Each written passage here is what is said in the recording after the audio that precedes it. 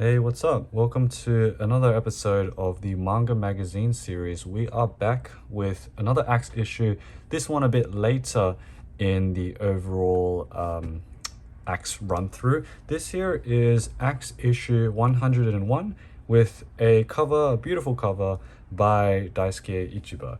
So here we have a featured interview with Ichiba. Unfortunately, no actual manga in this specific issue, which is kind of a recurring thing. If you're buying like an Axe issue and are expecting the manga of the cover artist to be in there, a lot of the times there isn't. So check out the actual table of contents, because Axe puts up all of the table of contents of each issue on their website. I'm going to put that in the description, but that is a really good resource to check as well. You can also search by artists, so like mangaka too. I'm not sure how updated that feature is on their website, but if you're looking for a specific artist, mangaka, anything like that, that's something I would recommend as well. So one of my favorite covers of Axe, of course, because of Ichiba. It is also promoting a this came out November 2014. It was promoting the release of this art book here, titled Auto Intoxication Overdub, of course by Ichiba as well. This one is a black and white art book of Ichiba's works, including as well a little interview section here where he talks about his life growing up. So pick this one if you can. One of my favorite artworks by Ichiba is this specific double page spread here. It's also been released as a color print by LDC as well, which I will link in the description. So pretty much the interview that we had here from Ichiba was number one, looking at celebrating that release, art book release. It also includes later in the issue as well an interview with Paquito Bolino from LDC. So that will come later on, and pretty much it's just talking about Ichiba's start as an artist working in a secondhand clothes store. You can also see a list of different exhibitions. Sorry, no, these aren't exhibitions. These are works released. So he released tons of stuff starting from 1990 all the way till, well, it's only been updated to 2014, but the most recent thing that he did release was Deba, I think in 24. Nothing this year so far, but it's only the start of the year right now. He talks about drawing as a kid, how that spark for art came about when I think it was like working for a clothes store of some sort, and he was asked to paint a sign for them. He also talks about being influenced by the graphic designers and illustrators Tadanori Yoko and Kiyoshi Awazu, who I previously shown off an art book, Graphism in the Wilderness, in the previous manga haul. So check that out if you want to see some artwork from them.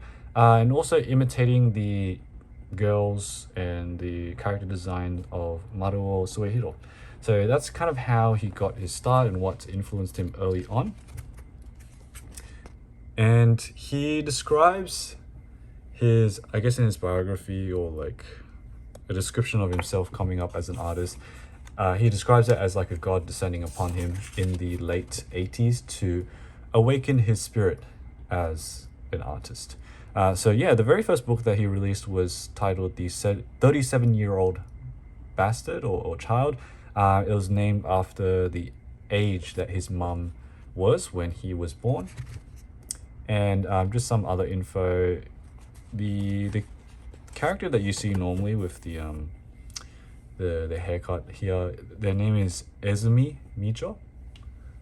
Oh, sorry, the name is Ezumi, but it was stated that it was based on a person named Ezumi Micho. I'm not too sure who it was, to be honest. That was a bit hard to understand. And another fun fact is the first barcoded book, which is not self-published, from Ichiba was Badaism, which I'll pull out right now.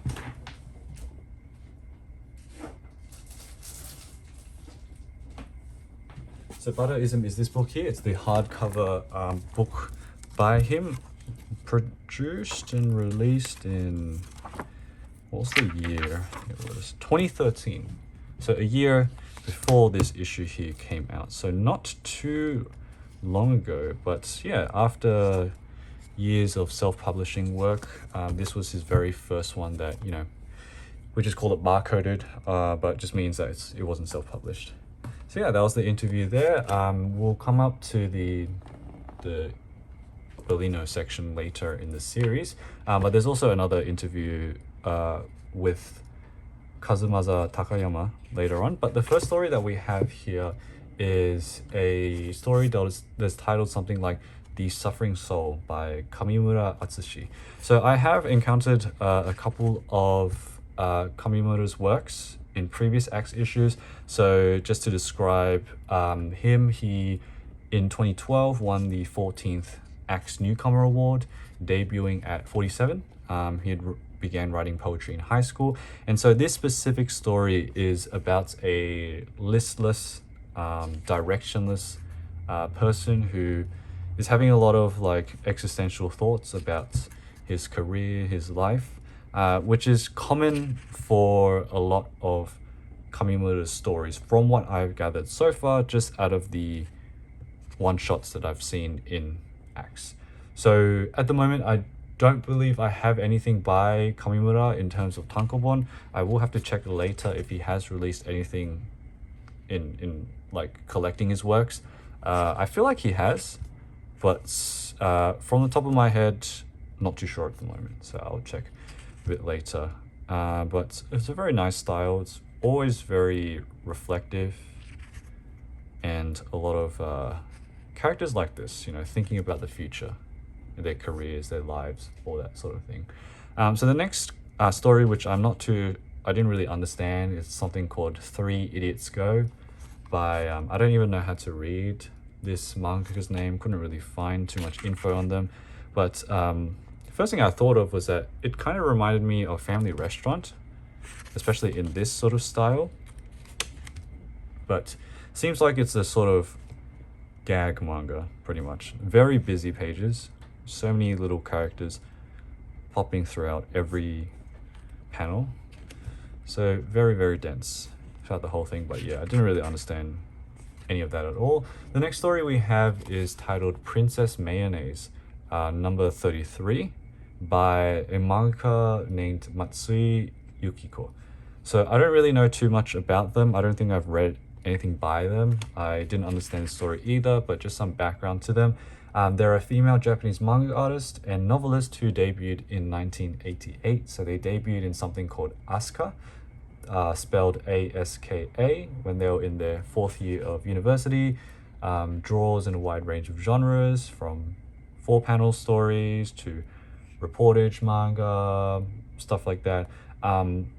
Apparently has also been nominated for the Akutagawa Prize a couple of times too.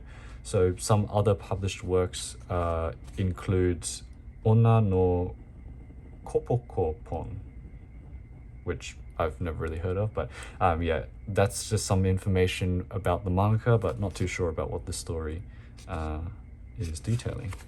So the next one is a mangaka that I actually know from X. So this is titled By the Sea by Saitou Yuunosuke, and I've loved all the one-shots they've done in Axe because they're very funny. We've got another gag manga as well here where we have a couple fishing on a boat in a river. So they're on a date when a shark actually attacks the boat. And the thing is, the man, he actually is wearing a wig. So to save his dignity, he dives into the shark, as you can see here, and starts controlling it from the brain. And pretty much gets his wig back in an amazing shiny display of courage, which funnily enough still amazes the woman. And he spat out, but I guess he can't swim. Oh no, he does get out in the end actually. yeah, so that was a great one. I always love reading one-shots by Yuunosuke. They're usually very funny. But this Axe issue I actually read maybe a couple months ago, so I haven't really read an Axe issue since because I've been quite busy. But so I haven't really touched a Yuunosuke one-shot in a while, but very happy that there was one in this. So yeah, that was a great one. Next story is something called Nishinari Diary by Fujieda Namie. It's a chapter 6. Never really heard of this manga. Don't know too much about them either, but yeah, story-wise, unsure. Okay, next one's a pretty cool one. So this is a story that translates to something like Forest Farm. I am kind of unsure of the pronunciation of this mangaka. Maybe something like Togashi Sachi, maybe? Not too sure. But this one's really cool. The art style is very detailed.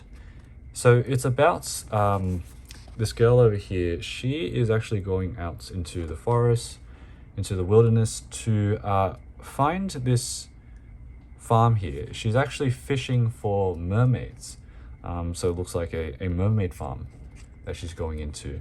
And the mermaids here are very yokai-esque. They look like those old yokai drawings.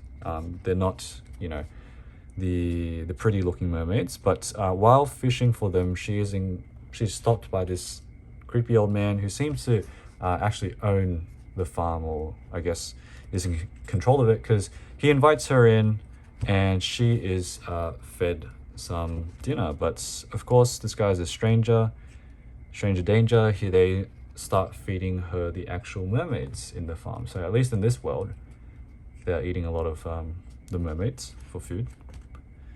Yeah, it's a very, very odd setting, but he actually takes a step out for a sec, and she sneaks a mermaid eye into the man's soup, because there is, I guess, a legend where if you eat a mermaid eye, they can grow from your eyes. So she sneaks it in, he doesn't know, goes ahead and eats the mermaid, and then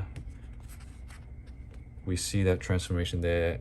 Well, he's got like an eye missing, but turns out she was duped, and it was actually her that was eating the mermaid eyes. So yeah, she loses both of her eyes because they have turned into mermaids.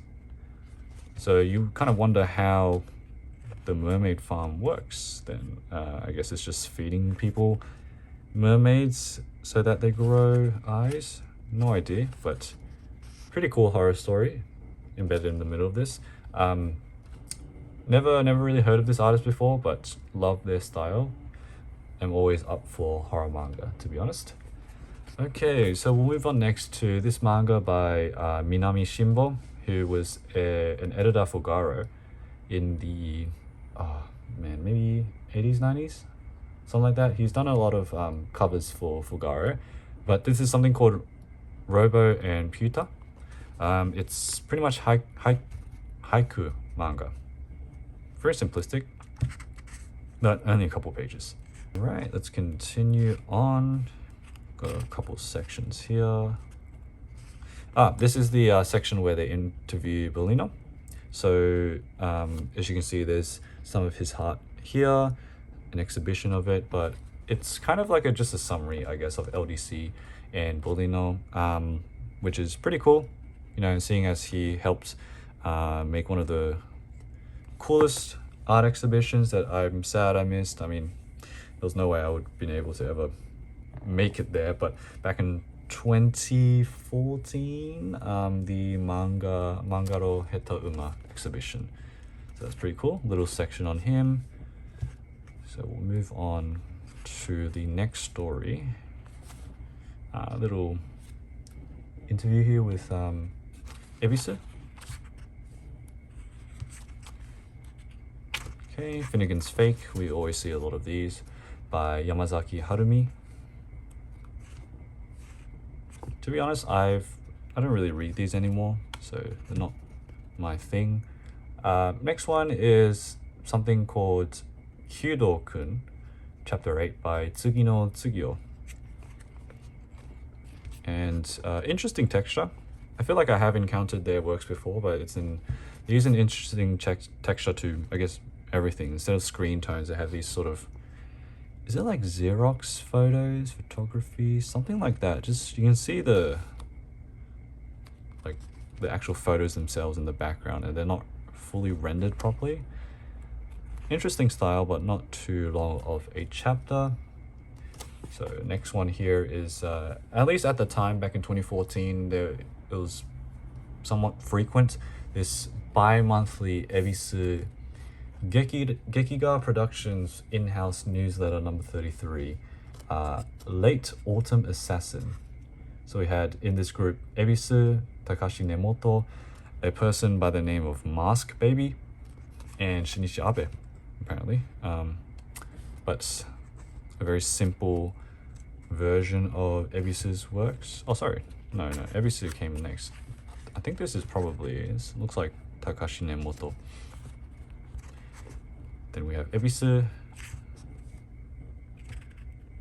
And I believe this just continues with Ebisu. Or maybe it's like a combination of their styles. I'm not too sure, to be honest, but they do sometimes just pop up in some of these actual issues.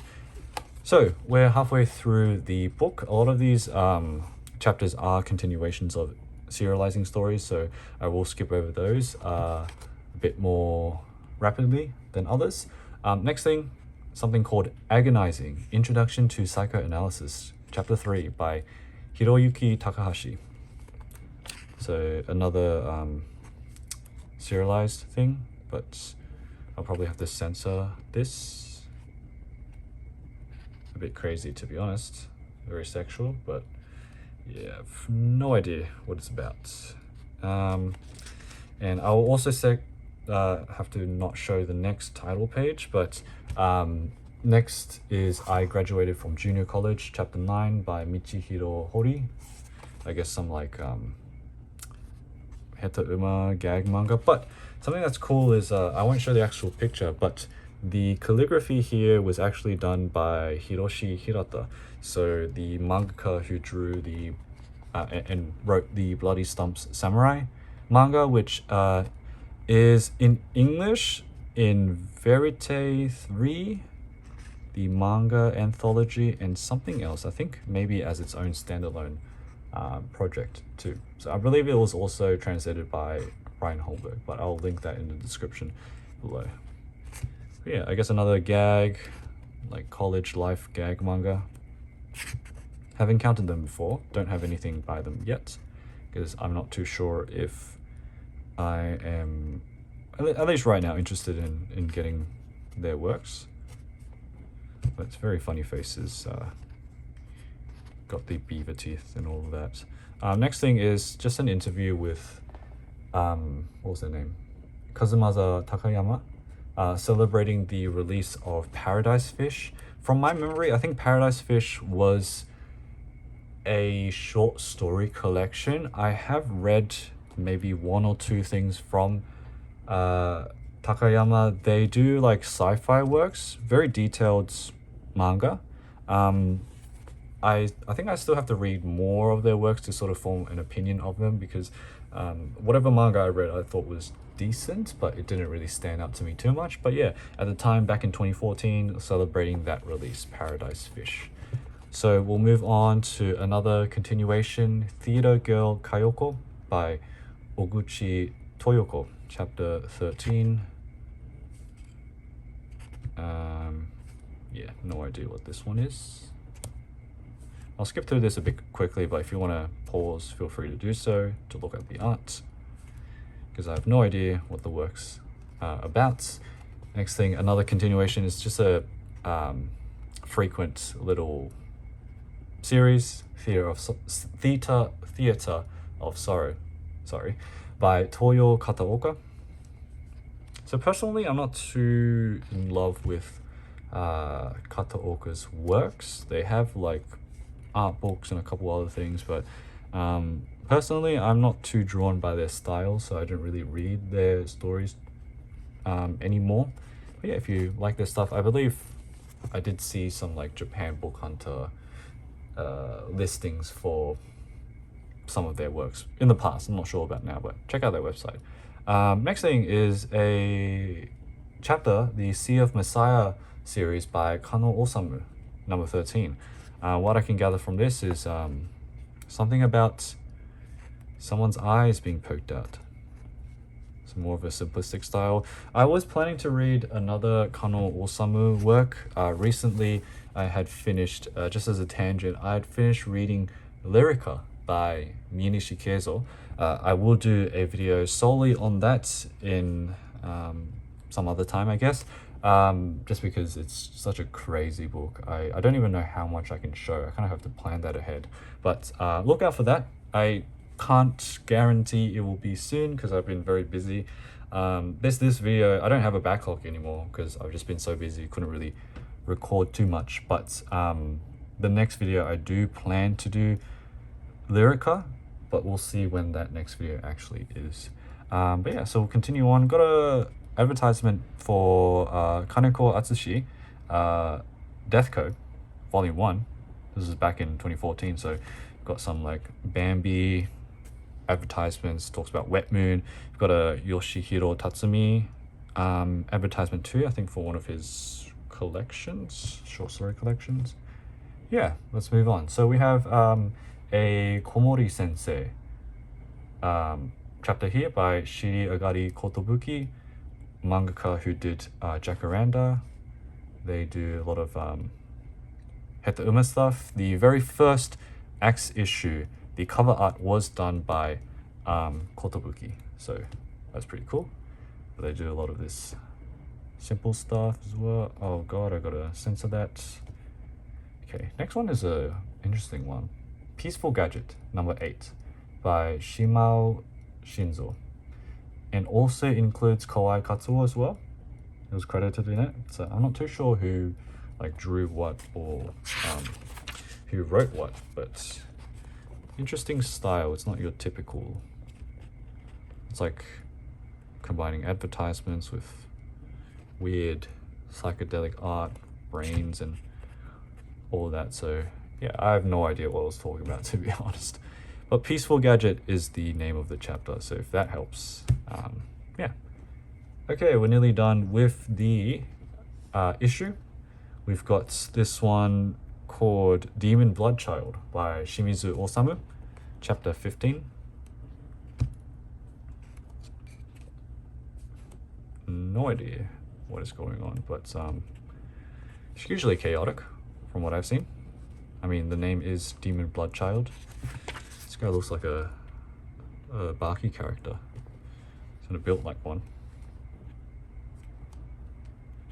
Yeah, cool double page spreads.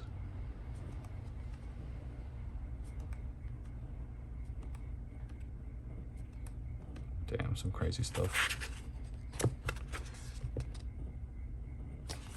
Insane gore. I think I should be able to show that.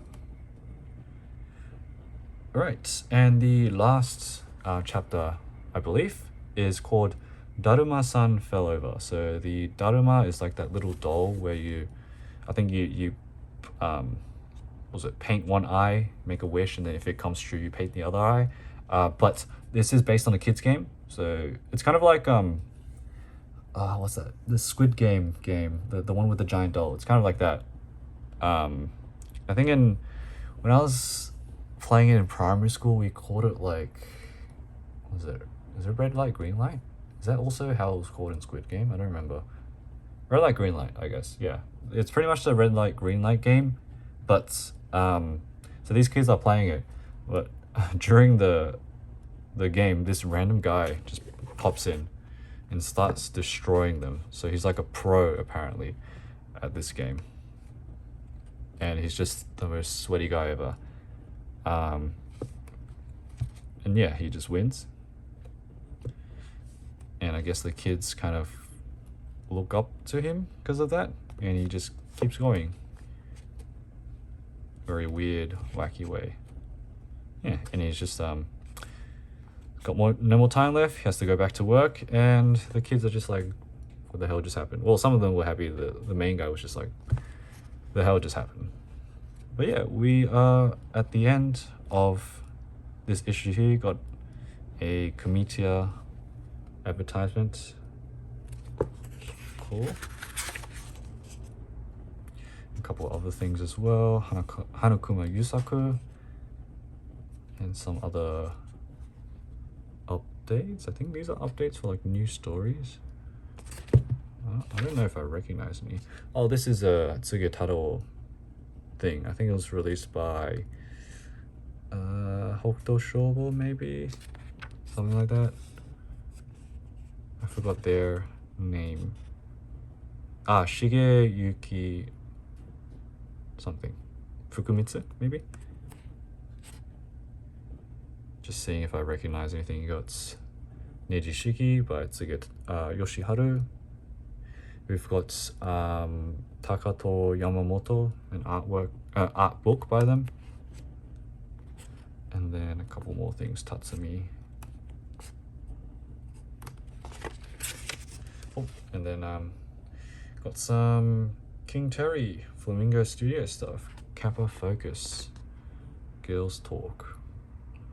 Featuring the Kappa brothers in the real Kappa Untouchables. I have no idea what that actually is, but yeah. Oh, and little advertisement there for Toranosuke Shimada. All right, and so, oh, and this last thing is the Paradise Fish. It's a promotion for that.